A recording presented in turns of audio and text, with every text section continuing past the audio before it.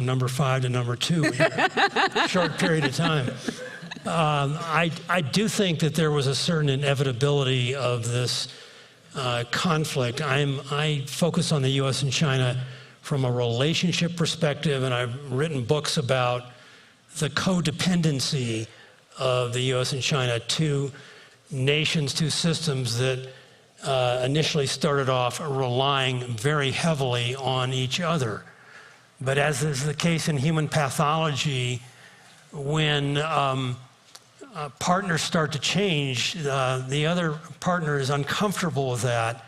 And if those levels of discomfort are not resolved, then they start to lash out, frictions arise, and ultimately conflict emerges. So your video did a great job of capturing this transition from a stable codependency to a seriously conflicted codependency.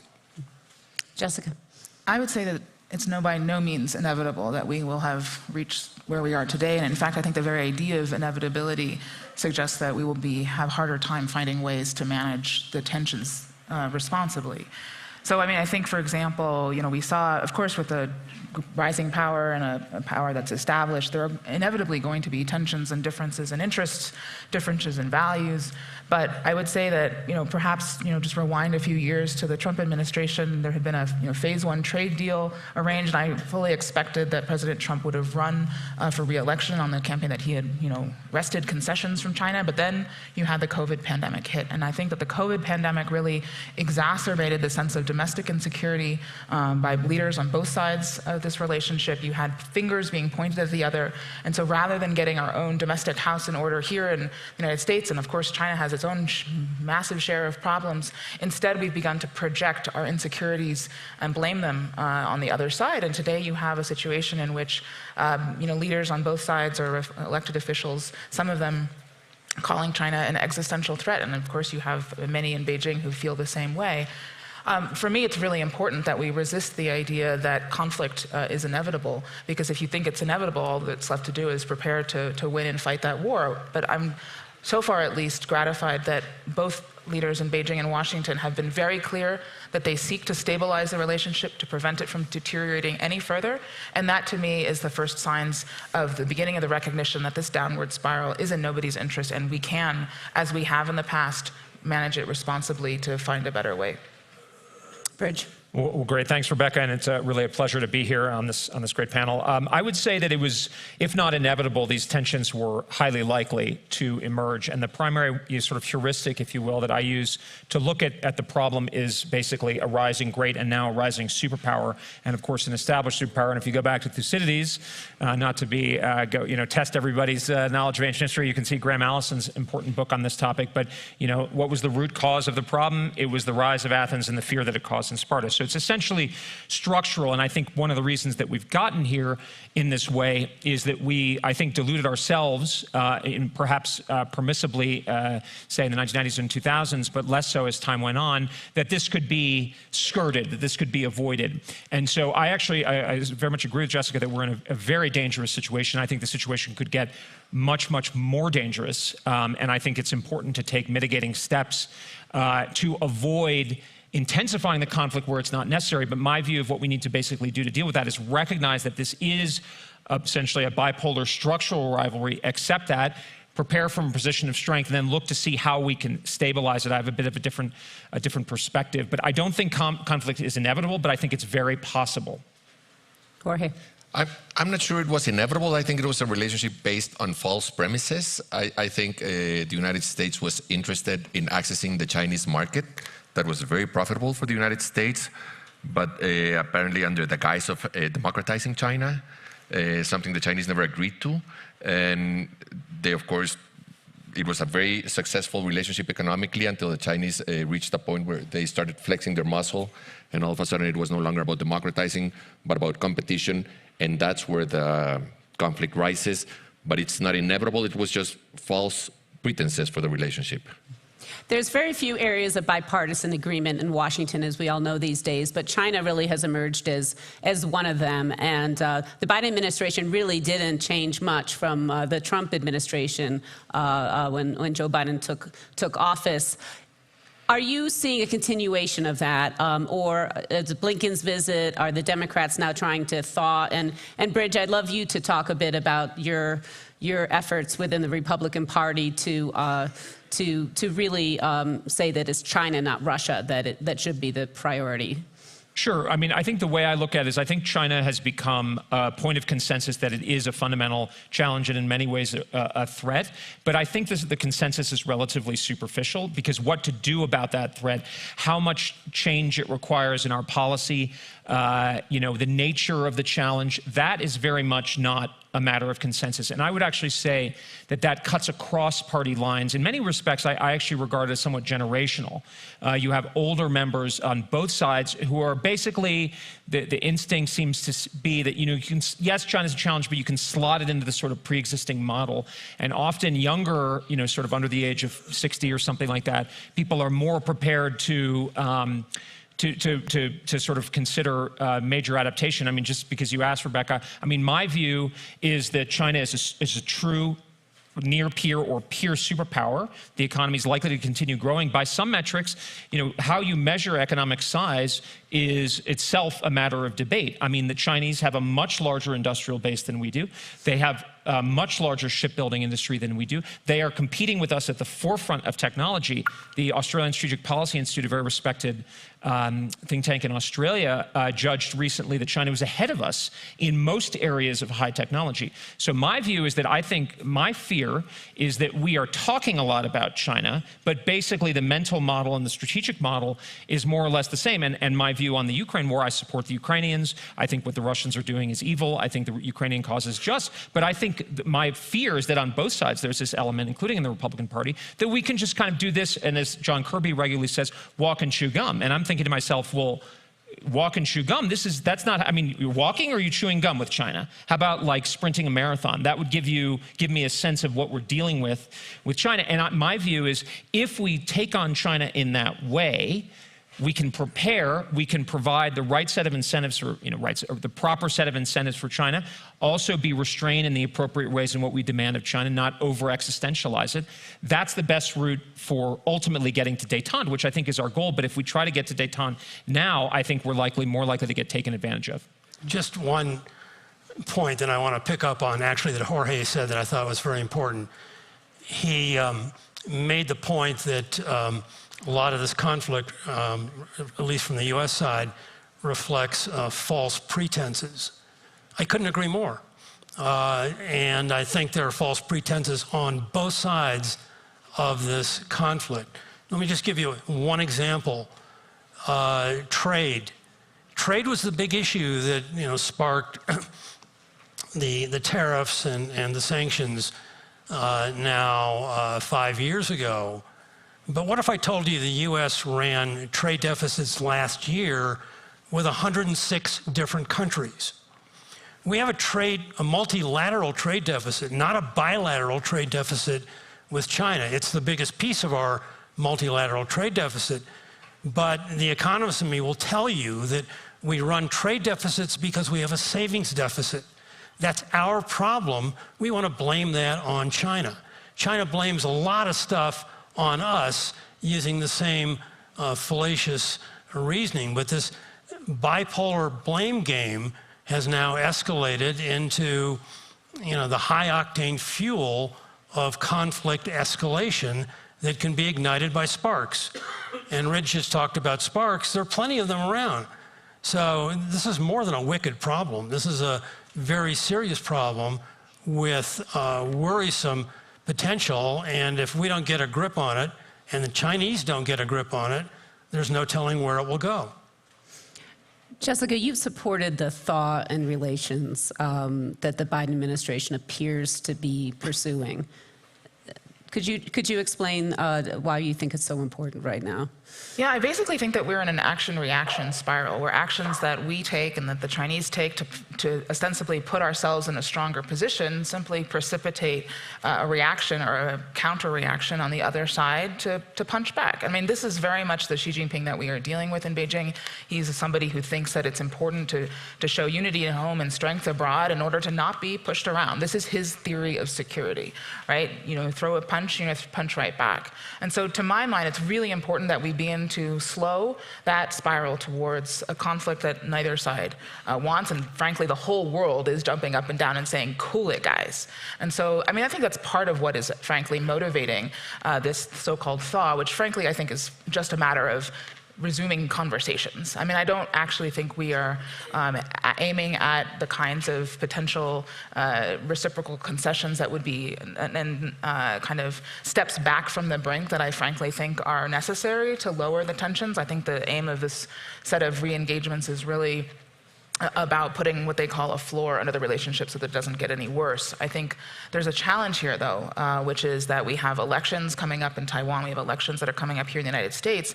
And one of the challenges of seeing China as, you know, the biggest challenge is not that we do quietly the things that we need to do to strengthen ourselves, not just in the military space, but frankly on science, technology, education, all the things that are kind of going to be the basis of our long-run prosperity and leadership in the world. But instead, politicians say, well, I'm just going to stand up to China and I'm going to take whatever action necessary to just sort of, you know, face down Xi Jinping. And frankly, that unfortunately, I think first it precipitates a counter response, and in the context of Taiwan, it makes it less and less clear that the United States is fundamentally committed to maintaining the status quo, as opposed to, as the Chinese say, you know, using Taiwan to contain China. That's very much their perception. And so I'm worried that politics here in the United States around strengthening ourselves, frankly, end up becoming a, you know, just let's wail on China, and that's the way to earn political points. But to your point about the bipartisan consensus, I see it starting to crumble, because you see, for example, Representative Mike Gallagher writing an op-ed in the Wall Street Journal calling this sort of zombie engagement, calling this appeasement, and you have, you know, Representative Meeks on the Democratic side saying, no, this anti-China rhetoric is actually a distraction from what we need to do here at home to get our house in order. So I think going forward, hopefully there will be more, I think, robust debate about how to get results for the United States in this long-run challenge of managing our relationship with China. I want to get back to Taiwan later, but Jorge, you were Mexico's ambassador to Beijing and spoke quite bluntly yesterday about how frustrating it is to the rest of the world, to this obsession with U.S.-China. Could you expound on that? I think it's an important point. So I was saying that for me, the U.S.-China relationship is the most boring aspect of the way China engages with the world. And I'll explain myself. It's not unlike watching Republicans and Democrats. Positions are staked. Everybody knows what the other one thinks. The consequences are huge. Yes, there's war or the debt ceiling, you know, the consequences of something going wrong are huge. But pretty much the opinions are set. I find it much more interesting to see how China engages with other countries in the world. Countries like the Philippines, which were long allies of the United States, tried to pivot to China, found it very hard, back to the United States. Countries like Canada, who also try to reach out to the PRC, after the Meng Wanzhou event, suffered economic coercion. And that's where you see the PRC exercising its muscle much more than with the United States. With the United States, they know they cannot get away with it. With other countries, they do. And at the same time, other parts of the world are still trying to make up their minds on how they're going to engage China. The US is not making up its mind anymore. And I'll give you the example of the Europeans, which go back and forth on whether they're going to be closer or farther from China. But there's a case, for instance, China has a huge lead on electric vehicles by far, and everybody acknowledges it. Europe has a mandate that they will phase out the internal combustion by 2035. Will they allow Chinese manufacturers to come to Europe and pretty much overtake the European car manufacturers or not? That won't happen in the United States. If a Chinese car manufacturer tried to set up shop in the United States, there would be congressional hearings, there would be accusations of spying, you know. So it's not happening in the United States, it's happening in other parts of the world. And I think we miss the big picture when we just focus on the US-China relationship. So that's my point of view as a Mexican watching No, situation. It's a very important point of view. I'd like to, and Stephen, starting with you, what are you most worried about when it comes to, A, this level of rhetoric, and B, kind of how it's affecting what's happening in China? You told me yesterday that you're really concerned about the economy in China right now, and how it, if it gets weaker, could be something that pushes Xi Jinping to do things like Taiwan. Like it's much weaker than maybe we realize. Well, I'm an economist, so certainly I will be most worried about economic issues. But I would just say generally, Rebecca, and then I'll get specifically to the question you asked, that when economies are vulnerable, either the United States or China, then politicians will want to deflect blame away from the role they play in supporting policies that contribute to that vulnerability. And so lashing out at a foreign partner is a very politically expedient device that is used both in China and the United States. China's vulnerability is a very important piece of the equation. And in the model I worry about the most for China is the Japanese stagnation that's now in its third decade. Japan had a couple of serious problems that China now has. A declining working age population and inadequate productivity growth.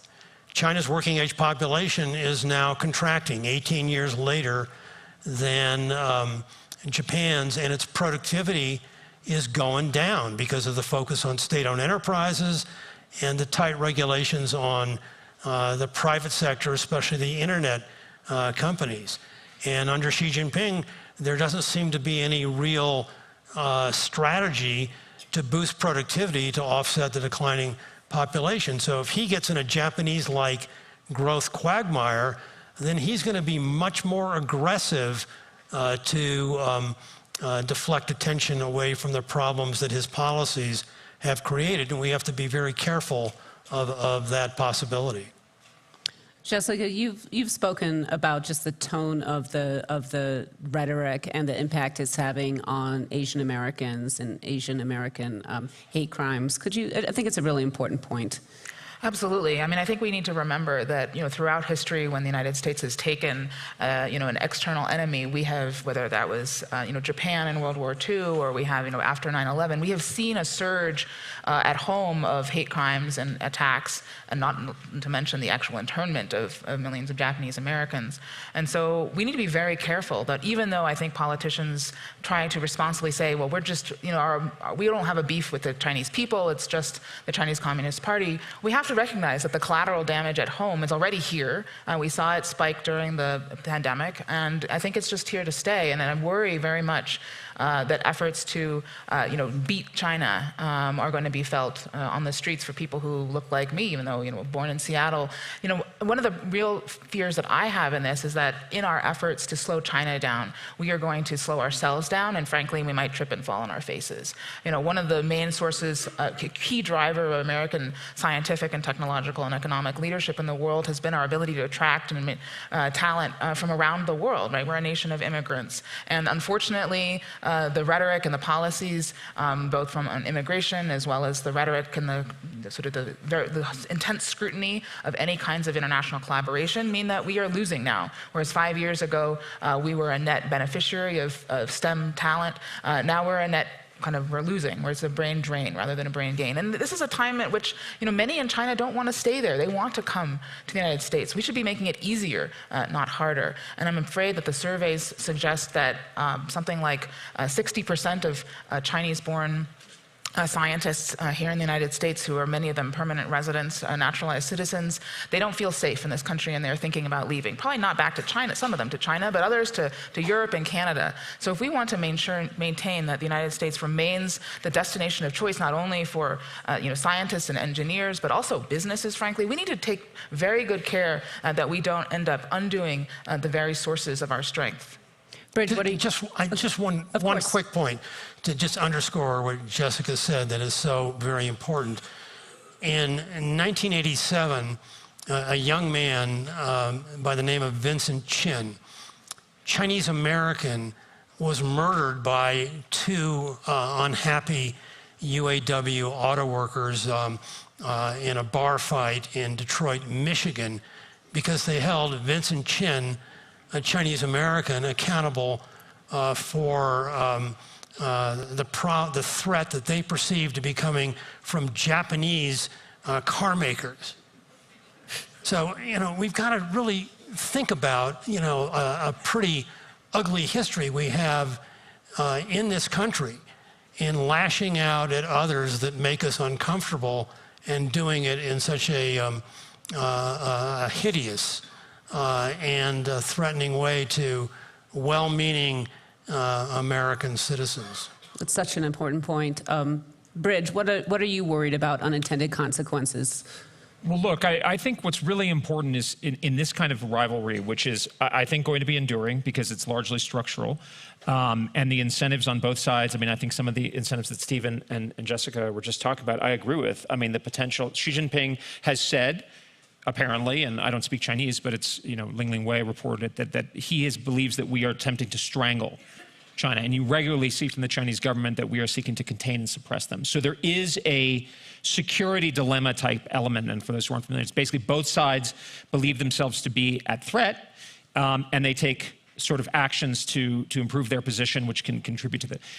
My view is that what really and this sounds a little bit old-fashioned, but I think it's absolutely true, is that what this is most about for us is to get the military balance right. Why do I say that? Because a couple things. One, I think we have found ourselves that economic leverage is very difficult to turn into dramatic political outcomes. I think what China is seeking to create is a secure, large economic sphere that prevents us from containing and suppressing them. They're going around the world and trying to find markets. They're trying to find natural resources, et cetera, in places like Latin America, et cetera. That's understandable. We may not like it, but it's understandable. How can they do so? I think their first instinct is to use things like Belt and Road Initiative and all the other potpourri of initiatives that are around that to basically create economic leverage and then create that sort of sphere peacefully. Unfortunately for them, and I think somebody said it earlier, they are actually precipitating a counter-reaction, the balancing reaction that's already happening around the world. I was just in Israel last week. They have dramatically decreased their amount of economic exchange. Europe, that's happening. Latin America, there were stories about it, certainly in places like South Asia. India, of course, has thrown out all of the Chinese apps. So that's happening. And we have found that we've had difficulty turning our economic sanctions. Our economic sanctions are not working very well against Russia right now. They haven't worked against North Korea, Cuba, et cetera. So what does that do? Well, if the Chinese can give up, but what I'm afraid of is that they're going to seek to use military forces to achieve that goal, especially because they think they are being put upon. They think they are the victims. And who's right or wrong is basically sort of immaterial because we both perceive ourselves as to be the wronged party. In that situation, I think what we need to do is have a very strong military defense. And actually, Stephen laid it out. I'm not even sure I fully agree with that. But the incentives for the employment of military force are going to go up. And here's the most disturbing thing. If you look at the empirical record, that is what the Chinese are trying to do. They are building a military. They increase their military spending yet again by 7%, despite slowing economic growth. Clearly, their scenario is to take on the United States. They are in nuclear breakout, which they always said they wouldn't do. They are seeking to sanction-proof their economy. And of course, Xi Jinping, now the Biden administration is saying in 2027, he wants the PLA to be ready to seize Taiwan, which has irredentist purposes, but is also, I think, part of a much larger geopolitical purpose. What do we do about that? And by the way, don't take that from me. You said the Trump administration, the Biden administration. A left-wing administration in this country is saying that. I mean, they're saying that an attack is not imminent. Well, that's not very reassuring. If war happens in 3 or 4 or 5 years, that's not good for us. So the real question is, to me, is how do we deter China from doing that, but also give it a graceful exit, basically, a better alternative. And the way that I actually end my book with what I call a decent peace, which I say we need to give a clear defense perimeter, which is a strategy of denial that the Chinese cannot project military force effectively and subordinate countries in the Indo-Pacific. And if they're successful there, they'll be successful elsewhere because that's where 50% or more of global GDP is. But at the same time, I actually think we do need to tone down the rhetoric on a lot of things. I thought the president was ill-advised to call Xi Jinping a dictator, but I've also been critical of my friends like Congressman Gallagher and Matt Pottinger for, I think, in a sense, existentializing this conflict, that it's about regime change, that it's about, that encourages, not because I like communism, I hate communism, but because we want the Chinese to say, well, maybe goal A+ for Xi Jinping is hegemonic control over Asia, and from that place, global preeminence. The worst outcome is defeat in a war with the Americans, so they don't want to do that. So maybe they'll settle for B, which is one of the world's 2 superpowers, respect with the Americans, and then from that position, we can negotiate détente. Where I disagree with people like Henry Kissinger is I think if we reach out for détente now, we're going to incentivize and induce the very aggressive behavior that we want to avoid. Jorge, what are you most worried about? Worried about? I think, so I live in Washington, D.C. I've been living in Washington, D.C. For 10 years. And I think every week there's a new panel, a new paper, a new conference on Belt and Road Initiative. And I always think of the David Letterman show and now let's play Belt and Road Initiative, thing or not a thing, and Paul Schaefer song music, and I always fall in the not a thing. It's not a thing. That's not where it's happening. Belt and Road Initiative gets a lot of coverage. People assume China is taking over the world through its Belt and Road Initiative. I haven't seen a single country pivot towards China because of the Belt and Road Initiative. I think where it's happening is with Chinese companies coming with just superior technology in certain areas. Again, electric vehicles. I think that's the biggest change we're going to be seeing is how quickly, let me put it this way, just as quickly as TikTok overtook Facebook and became this huge thing, the same is going to happen with electric vehicles. The United States is not as worried about it because, again, just a Chinese company trying to form a joint venture with Ford, in which the Chinese company, mind you, has better technology for electric vehicle batteries, was blocked in Virginia, got political. So they're not going to choose the United States to spread their wings. They're going to choose other countries. Are the other countries ready? I am very concerned about Chinese economic coercion. They use it actively. So any country that tries to resist Chinese companies coming into their markets will face coercion. And my concern is that the PRC is just getting too powerful and influential for countries to resist that. That's where I see my worries going. How should we regard Xi Jinping? He is the strongest leader since Mao. He's taken a very hard line. There's been so many imprisonments in China, including, I just have to say, Fan Bao, who the head of China Renaissance, one of the top tech bankers. He's part of the Aspen Global Leadership Network, and he was detained in February and has not resurfaced. But yet it also feels that we've continued to make a mistake of thinking that Xi and China will liberalize. Just a quick, this is not a quick topic, but how should we really regard him and his ambitions? Just briefly, I would not want to personalize the conflict that, if it weren't for Xi, things would be fine. There were changes occurring throughout the 25 years that preceded him that were pointing in this direction, especially under his immediate predecessor, Hu Jintao. Ideology is, sort of the backstop for the Chinese system, and out of ideology flows their views on power projection, economic control, dealing with what they think is a corrupt bureaucracy, and maintaining a hold on their system. But, you know, they have a pretty wide, they have had, I should say, a pretty wide ring fence for behavior within their ideological control. Under Xi, it is tightened in a worrisome way as the Chinese people have become wealthier, and understandably, as human nature would have it, want more freedoms, and he has resisted that. I know I was going to be brief, but the last thing is, it's a little bit of a surprise. His father was a leading reformer that led economic reforms in Guangdong province in the early stages of opening up.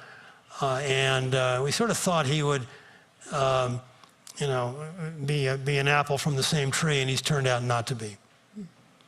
Jessica, Bridge, anyone want to jump in? Yeah, I would just say that I think that Xi Jinping's apparent strength masks a deep insecurity, not just himself, but for the party. The Chinese Communist Party is one of the few remaining communist parties that's leading around the world. Most of the other communist parties regimes have collapsed, and I think that Xi Jinping and the rest of the CCP elite are very concerned about going the same way. And so a lot of the measures that you've seen him adopt abroad, but also domestically, are really an effort to shore up the security of one-party rule in China. And so on the horizon, we have no apparent successor to Xi. He's unlikely to be in power for at least another 10 years, who knows? And to me, that means that we don't have the luxury to wait to achieve détente sometime down the road. I mean, I love that you and I, despite our disagreements, land in the same place about what we're actually aiming toward. To me, though, we have to take into account what we are leaving on the table and what are the risks that we are willing to run in the next 10 years, or however long it takes us to get our kind of act together in terms of our military capabilities. I hear it sometime out in the 2030s. To me, I don't want to relive, I mean, I wasn't alive, but I don't want to relive the kind of eyeball-to-eyeball crises, the Cuban Missile Crisis, the others. That's not a world I want to live in. I think we ought to aspire to better. And more importantly, we are now in a world where other shared problems, not to mention climate change, you know, that we don't have the luxury of just sort of not dealing with China. China is a problem, but it's also part of the solution. So for example, electric vehicle technology. We need to be in a place where we can take advantage and license Chinese EV technology, building plants here in the United States, making jobs.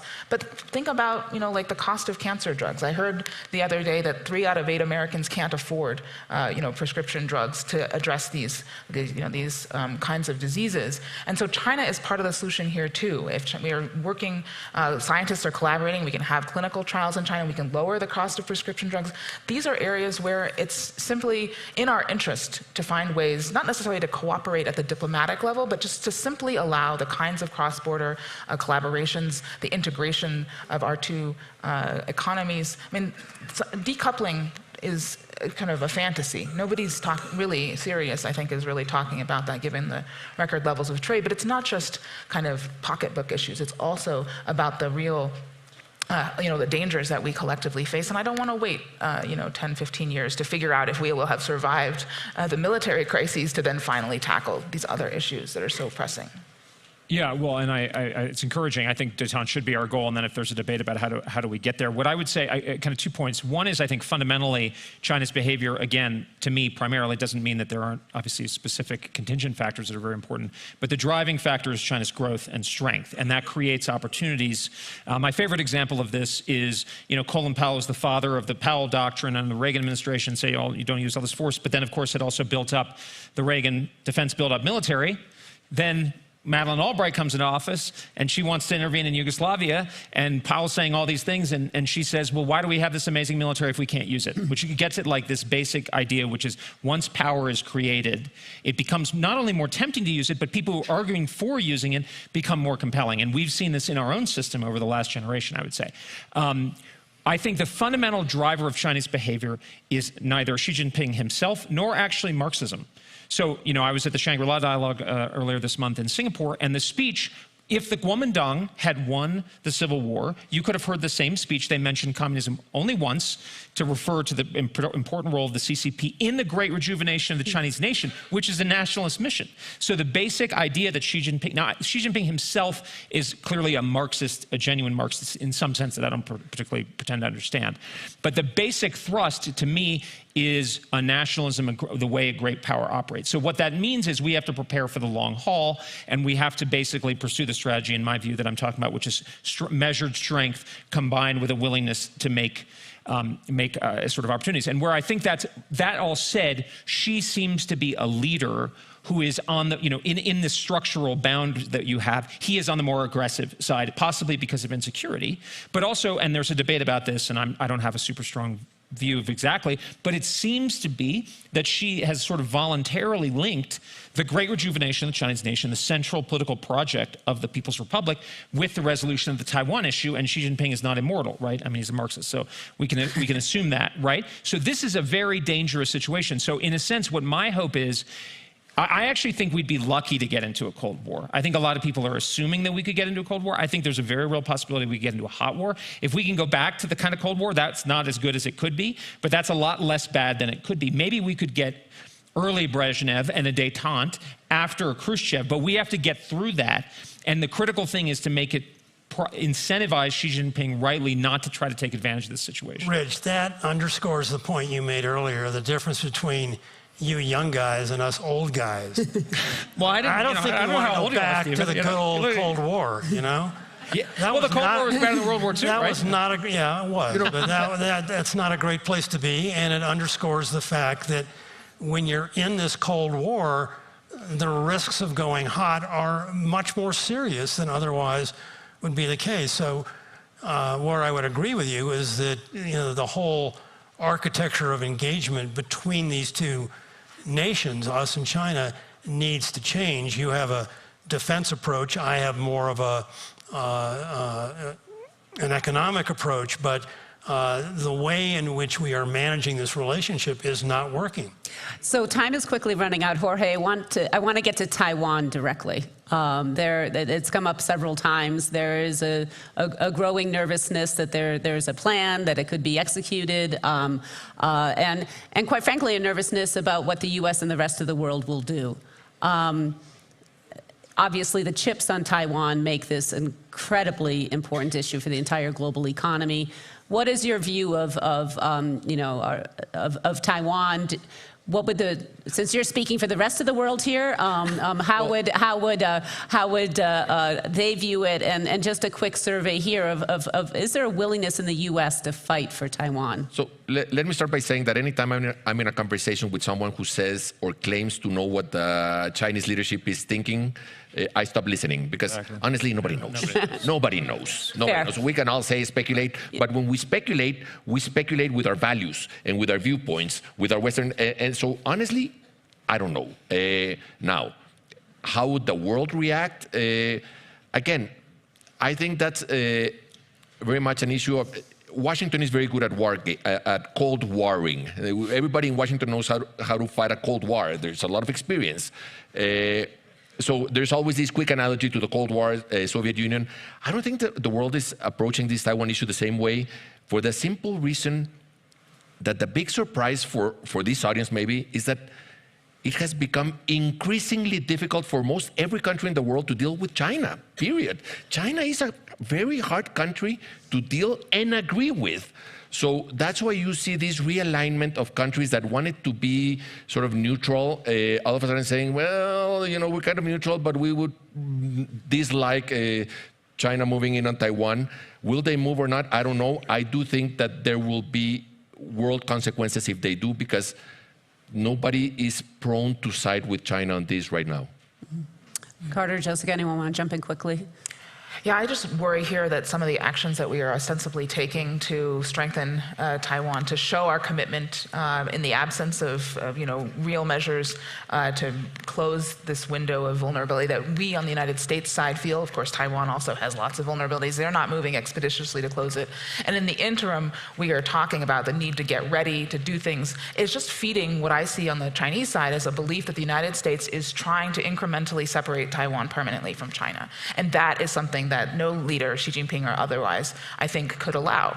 And so what we are seeing is, in my view, this willingness or interest in getting the military ready is not to say, okay, as soon as the military is ready, we're going to go.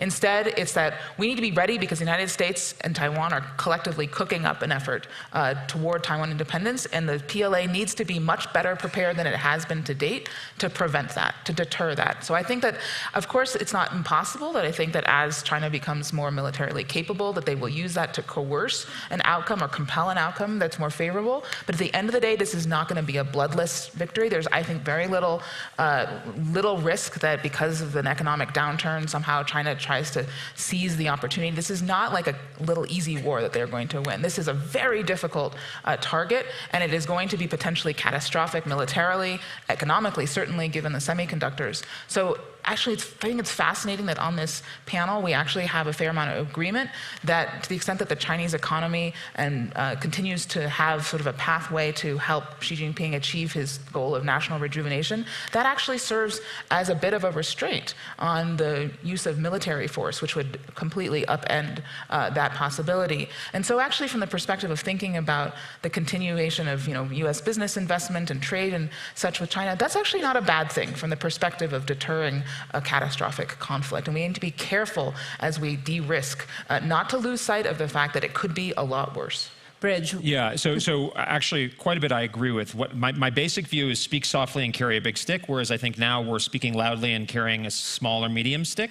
A lot of the visits, a lot of the Taiwan, there are prominent American politicians who are talking about Taiwan independence. That's extremely ill-advised. So my view is that Beijing, looking at it kind of deductively as a great power, it is about irredentism, but it's also about breaking out of this, what they regard as this encirclement by the United States and establishing this sort of hegemonic position, which is very attractive. And it's actually natural for them to want that. We ourselves have used the military effectively over the course of our history to establish a more advantageous position.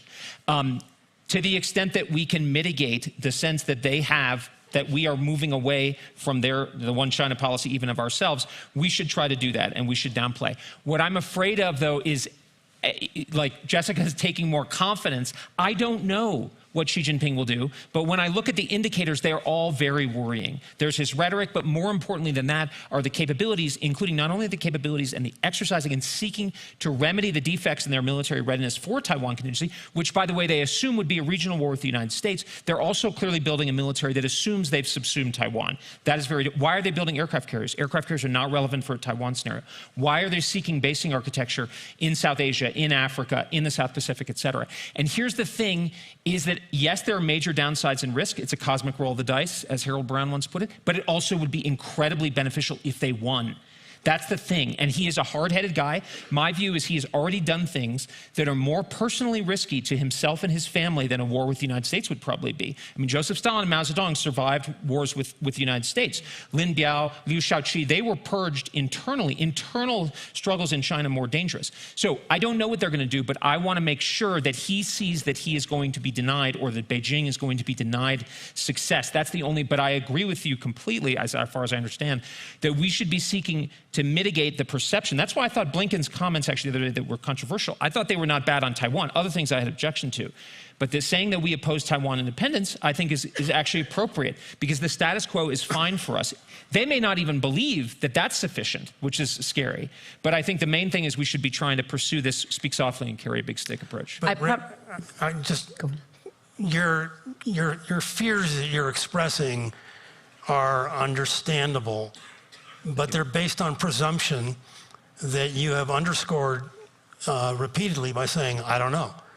And I think we have to be careful about putting in place a tough strategy that runs the risk of kinetic conflict based solely on presumption of behavior. But we do know they're an that we don't know unprecedented about it. historic military buildup, and that's from this Biden administration. That's what we do know. We understand that they have built up their force level, but is that necessarily a guarantee of the actions that you fear? You do not know that. No, it's not a guarantee. We but have to prepare for it. a president who I'm very fond of, who 4 times has misspoken about our intentions to use U.S. troops against the PLA were they to move in China. We say, oh, it's just Joe. But they don't see it that way in Beijing. They react very, very differently. I promised Stephen we would end with solutions. We are literally out of time, but I would love to just do a very quick survey of you all. There's decoupling, there's de-risking, there's more engagement.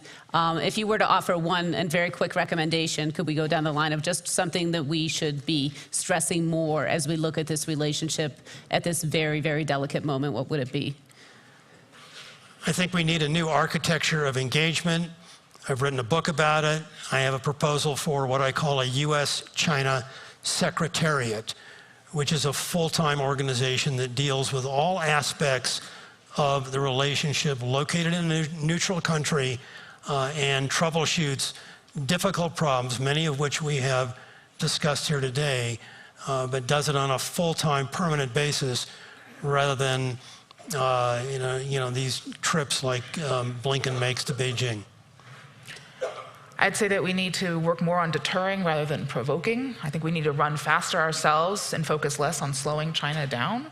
And I think finally we need to aim not at beating or outcompeting China, but at securing a future in which that works for Americans, regardless of who is first among equals. And that involves figuring out a peaceful but constructive coexistence where competition is disciplined to what we seek rather than what we fear.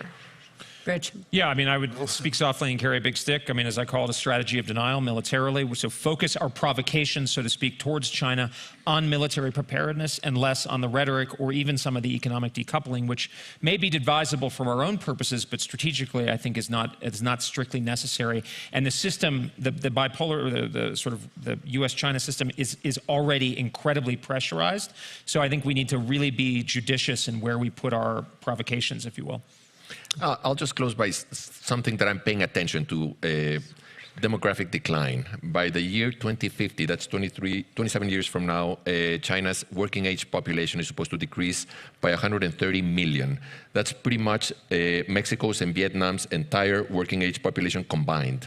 Who's going to pick up that role of factory to the world? Is it going to be automation? I doubt it will all be automation. Where will that go? So that's something I'm paying attention to. That's where I'll leave it. I'd like you to join me in thanking our panelists.